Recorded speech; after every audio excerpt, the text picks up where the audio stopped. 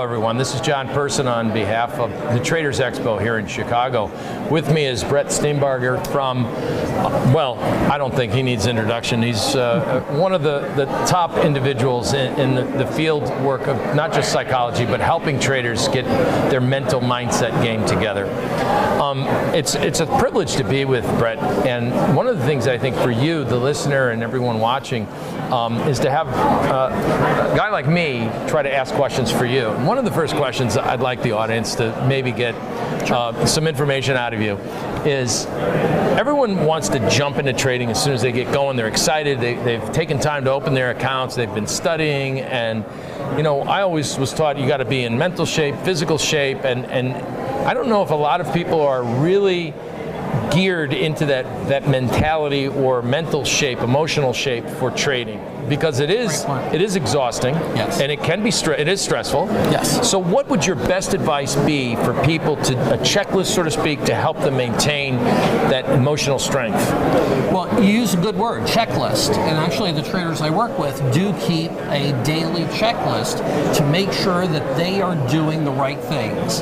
In the medical world, I teach at a medical school also, we call them best practices. Okay. So each day, am I doing my best practices?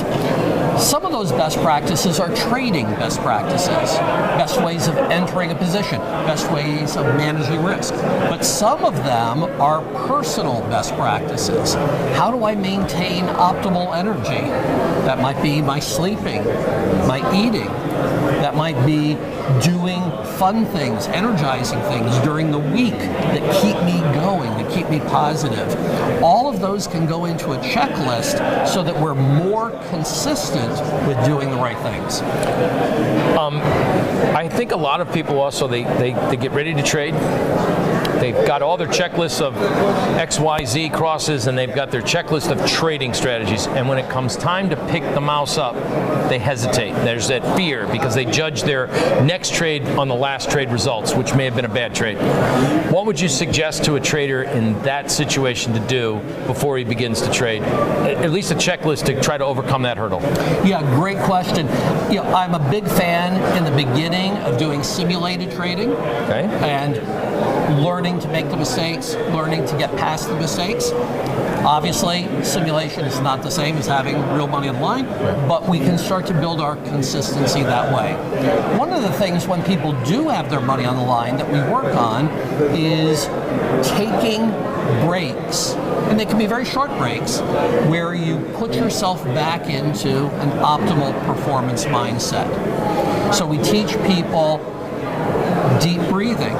We teach them some self-hypnosis techniques, self-suggestion. We teach them some mindfulness techniques so that they become more self-aware in real time and less likely to act on impulse.